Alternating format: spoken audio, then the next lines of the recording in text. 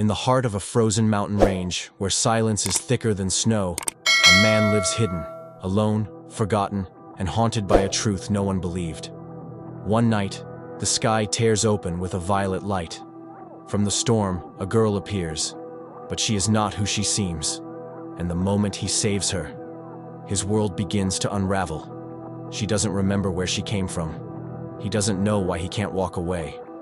But something deep connects them. What if the one thing that could destroy us is also the one thing that could save us? This is a story of cosmic secrets, shadowy forces, and a love that defies science. So lean in close. Watch every detail. Because by the end, you may find yourself asking, would you have let her in? The snow was quiet that morning.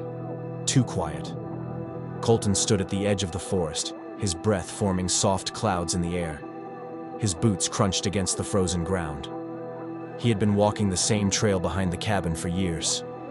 But today, something felt different. A low pulse vibrated through the ground. Not a sound, a sensation, like a heartbeat under the earth. Then his old radio, which hadn't worked in years, crackled. At first, it was static. Then, a tone. High, hollow, almost like a whale's cry, but mechanical. It repeated every 10 seconds. Colton stopped walking. He reached into his jacket and pulled out a small handheld receiver. It was ancient, patched together with spare parts, but he had always kept it. He tuned it slowly.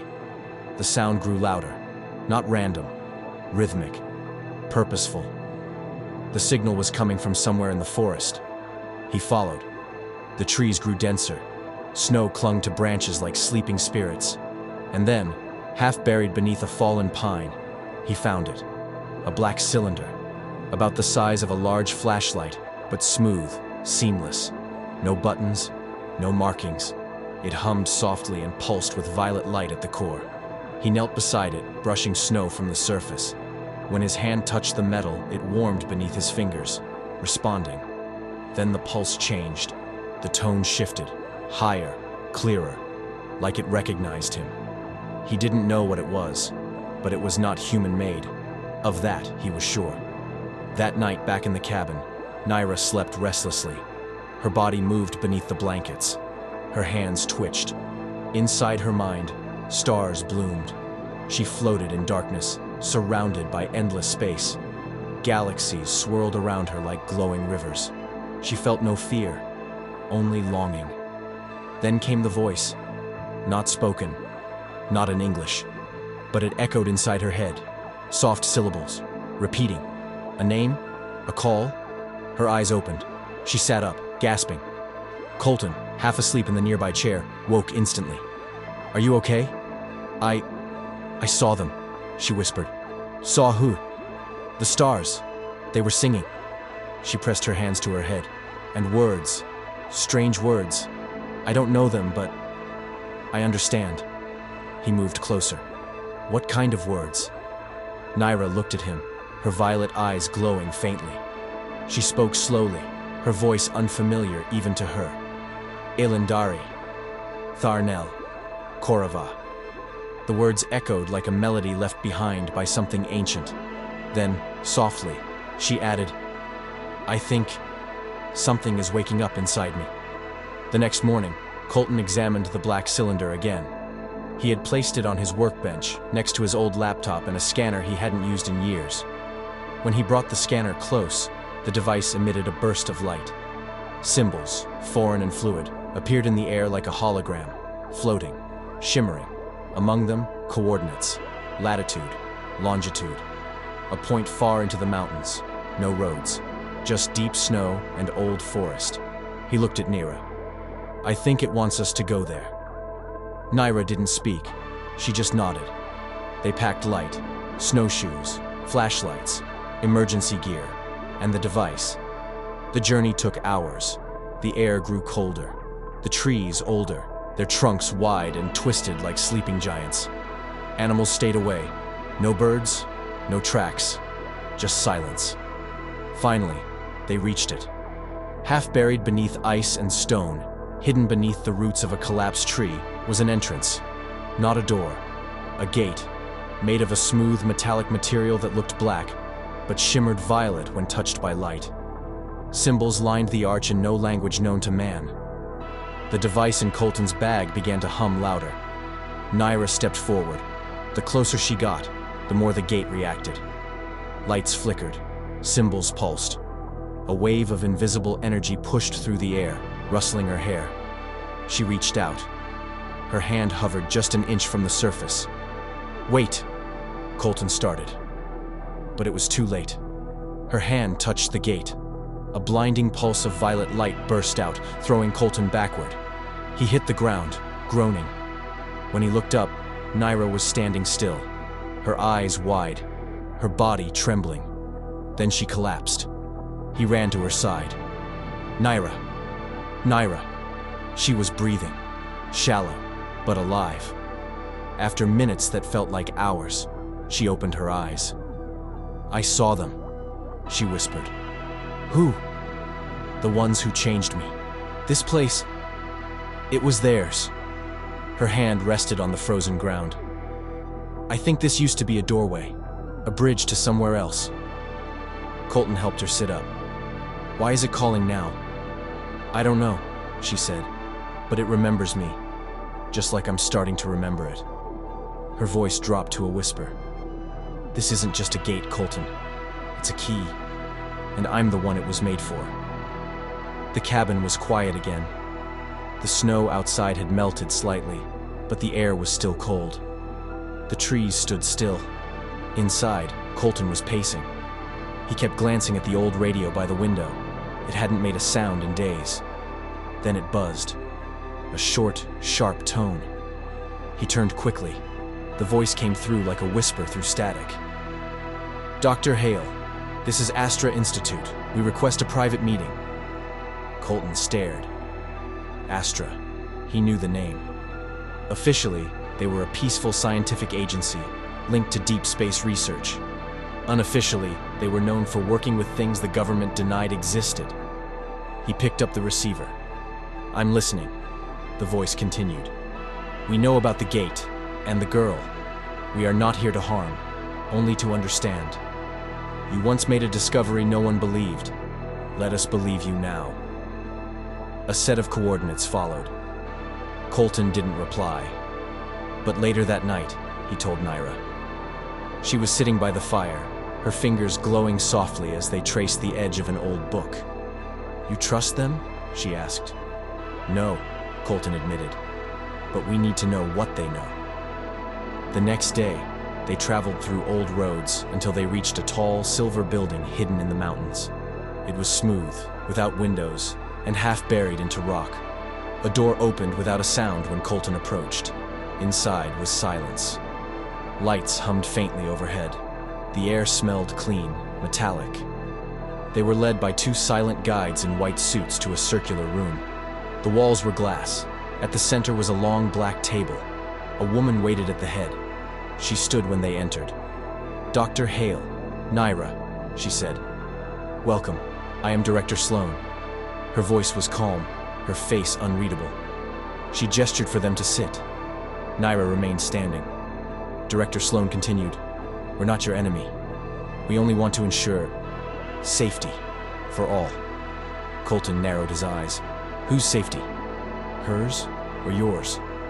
The woman gave a small smile. "Let's be honest. What you have with you is not a normal discovery. She's beyond our current understanding, and that makes people afraid."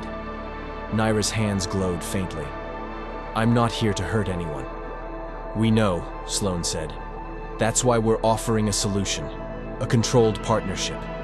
You stay under our protection. We study you. We help you understand your abilities.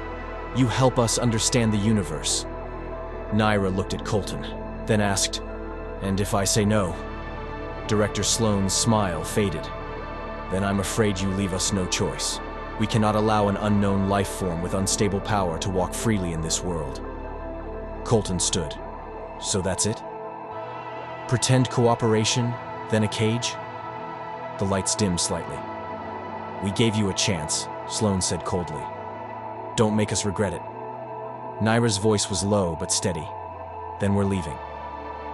As they turned, the doors remained shut for a moment too long. Then, slowly, they opened. No one stopped them, but the message was clear.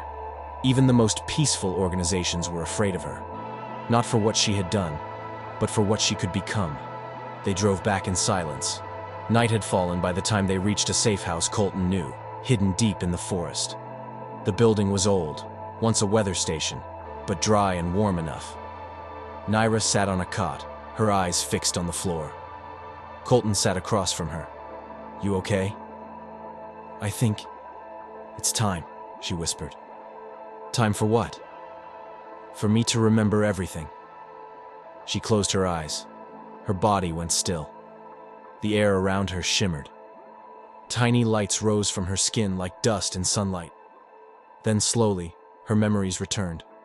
She saw a ship, a vast ship, silver like moonlight, flying between stars. She was there, not as Naira, but as Lyra Jensen, pilot, astronaut, explorer. Her voice echoed inside her head. Mission log, Lyra Jensen, year 2164. Destination, Kepler 62F. Preparing to initiate jump. She remembered her crew, faces now lost in time. They trusted her. They laughed together. She had promised to bring them home. Then the storm hit. Not a normal storm, not space debris. Something alive. It tore through the ship like lightning through paper. She remembered sacrificing herself, diverting energy to protect the crew. She didn't die. Not really. She floated, for what felt like forever. Then came the light, the Elandari. They were not like humans, not even physical in the same way. They were beings of light, mind, and resonance. They didn't speak with mouths. They shared thoughts like music. They didn't take her body. They saved her mind, her soul. They called it preservation. A fragment of Lyra was stored in a living network, what Colton might call a quantum consciousness. They shaped a new body using what remained: metal, memory, starlight. When she awoke, she was Naira, a vessel of two worlds, not entirely Lyra, not entirely Elandari, but something in between. Her eyes opened, tears streamed down her face. Colton was at her side. "You remembered," he said. She nodded. "I was Lyra, but she died." "No," he whispered. "She became something more." Naira held her hands up. They glowed softly now, blue and violet threads dancing across her palms. "I'm not finished. That's what they told me. I am a bridge." "A bridge to what?" "To us," she said. "To humanity. The Elandari wanted to connect, to share. But Earth wasn't ready. So they made me." Her voice broke. "If I fail, they won't come back. They'll think we chose fear." Colton sat beside her. "You're not failing. I don't know who I am anymore." "You're Lyra," he said. "You're Naira. You're both." She turned to him. Her eyes searched his face. "You still believe in me?" "I never stopped." A long silence passed. Then Naira said, "There's something else. The gate. It's not just a relic. It's a test." "A test?" She nodded. "If we open it, truly open it, it will send a signal. One last message to them. It will tell them we are ready to listen." Colton looked toward the mountains, toward where the gate waited under snow and ice. "You're the only one who can do it." She took his hand. "Not alone." His fingers curled around hers. "Then we do it together." The wind outside howled softly, brushing past the corners of the old ranger station like a whisper from another world. Naira sat near the broken satellite receiver they had restored days ago. The metal dish faced the sky, blinking with slow blue pulses. She placed her hand on the surface. Her fingers glowed. A tone began. Soft, stretched, almost musical. Colton stood nearby, arms crossed, his eyes never leaving her. Suddenly the tone shifted. The screen on the nearby monitor flickered. An old signal, buried under noise and cosmic dust, emerged. Naira gasped. Symbols danced across the screen, Fluid, glowing, not human. Colton stepped closer. Is it them? Naira didn't answer right away. Her violet eyes shimmered, reflecting the glyphs. Then, the message stopped. A single phrase remained, glowing faintly, flickering like a dying ember. She whispered the translation. We are gone. The stars remember us. The light vanished. The screen went dark. Naira's hand dropped from the satellite. Her shoulders sank. She stepped back, shaking her head slowly. No. Colton moved to her side. What did it say? They're gone. Her voice cracked. Elendari. My creators. My people. They were destroyed. Wiped out by something we don't even understand. There's nothing left. Silence settled into the room like ash. I was supposed to be their link to Earth, she said. Their chance to connect. And now? I'm just a failed echo. A lost voice. She sank to her knees. I don't even know who I am anymore. Colton knelt beside her. He didn't speak at first. He simply held her. Wrapped his arms around her shaking frame. Her skin was cold, the shimmer fading. You don't have to know everything right now, he said gently. You don't need a world to go back to. Maybe this is your world now. She buried her face into his chest. You don't need to be perfect, he whispered. You just need to be real. And you are. Outside, the sky turned a strange shade of gray. The stars, once cold and distant, now felt like gravestones. But inside the quiet shelter, two lives pressed together. One human, one something more, finding warmth in shared grief. The forest that night was unnaturally still. No wind, no sounds. Even the trees seemed frozen, caught mid-breath. Naira sat near the fire, her eyes open but distant. Her dreams had become fractured. Each night, visions pulled her into darkness. A voice had started speaking, not in words, but in pulses, vibrations deep inside her bones. Colton watched her. He had started keeping notes again, tracking weather, electromagnetic fields, disturbances. Something was building. At midnight, Naira screamed. Colton rushed to her side. Her body glowed violently, not silver or blue, but black. The color of absence. She sat upright, eyes wide, voice hollow. He's here. Colton's blood ran cold. Who? She looked at him, but it wasn't really her in that moment. Null. The one that devoured the Elendari. Lightning cracked outside, though no storm had formed. She gripped his hand. He's not like the others. He doesn't want to kill me. He wants to consume me. To take what's inside me. You mean the fragment? That piece of universal mind? She nodded slowly. It's a key. A lock. A map. He needs it to open something he calls the gate. The gate. The line between life, death, and rebirth. He wants to become the only force that decides what continues and what ends. The cabin lights dimmed. Shadows thickened in the corners. He's searching, she whispered. Not with eyes, with memory, with emotion. He's trying to wear me down. That night, they didn't sleep, because sleep was no longer safe. The next day, Colton set up a psychic barrier, a rudimentary one, using sound frequency and magnetic loops. Naira said it wouldn't stop Null forever, but it might slow him. She began to change. Her eyes stayed glowing longer. Her footsteps left no sound. Sometimes she would speak in two voices at once. One human, one like the echo of a forgotten star. One afternoon she turned to Colton suddenly. He found a way in. What do you mean? My dreams. My memories. He's slipping inside. She began drawing strange patterns on the walls, sigils, symbols she said could anchor her mind, but Colton saw the cost. Her hands trembled, her pulse sometimes disappeared for minutes. Once, she stopped breathing for nearly 5. Each time Null pressed in, she became less Naira, more something else. He held her through the seizures. washed blood from her nose, sat beside her when she couldn't speak. "I won't let him take you," he said. "But he's already in me," she replied. "I can feel his voice behind my thoughts, waiting." That night, Neera sat by the frozen lake, silent. The stars above seemed to flicker unnaturally. A ripple moved through the air. Then, the lake cracked.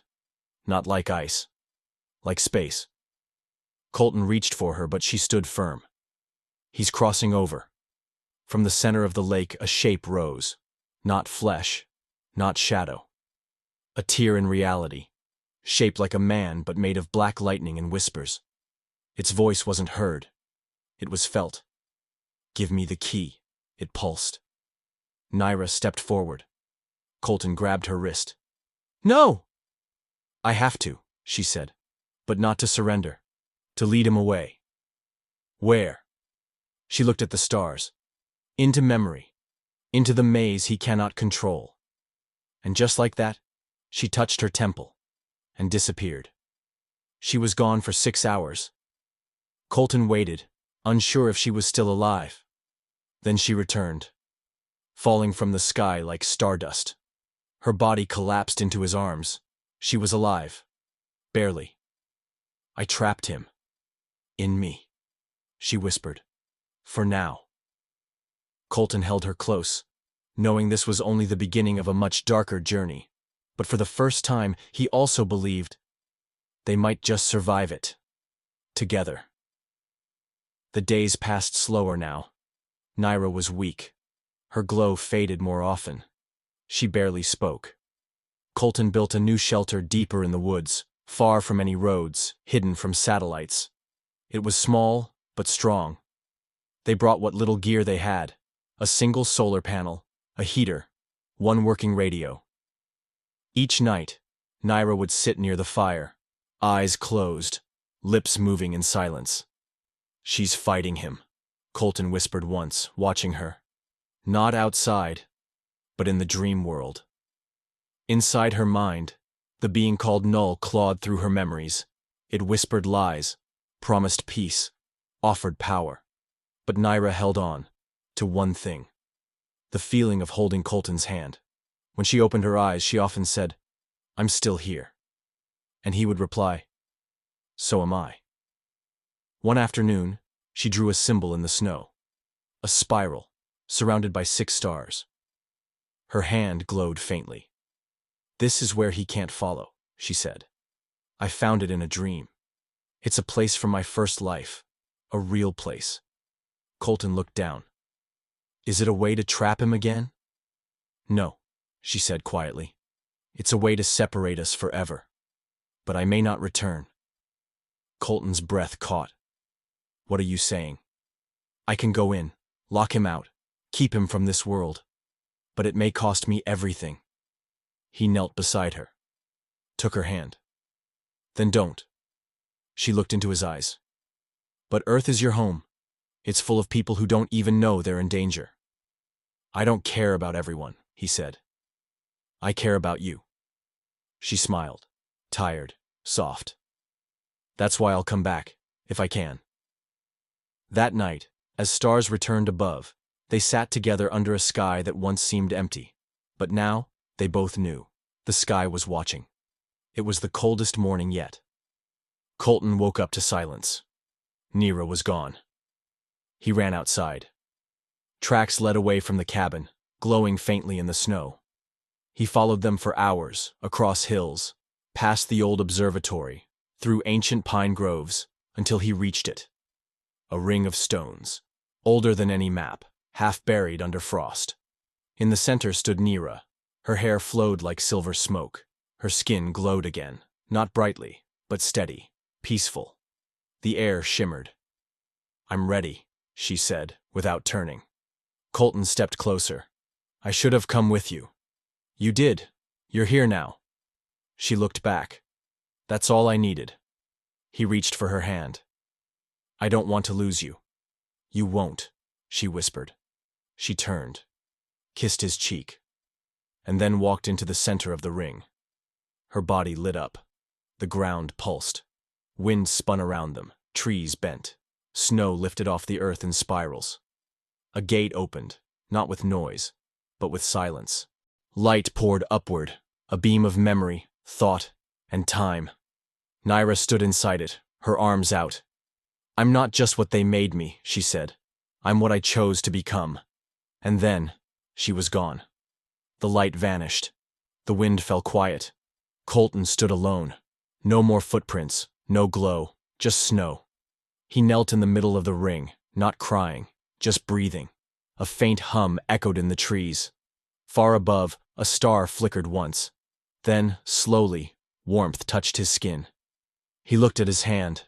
A symbol glowed faintly. Hers. She was still with him. Not gone. Changed. Watched by the stars. Loved by one man. And remembered by a world that never even knew her name. She came from the stars. He came from silence. Together, they faced a force that devoured galaxies and each other's loneliness. She is no longer human. He is no longer alone. And somewhere beyond the trees, something ancient still watches. The signal is active again. The light is shifting. But tell us, if you held the key to life, death, and everything between, would you run, or would you choose to remember? Leave your thoughts in the comments below. And remember, this is not the end.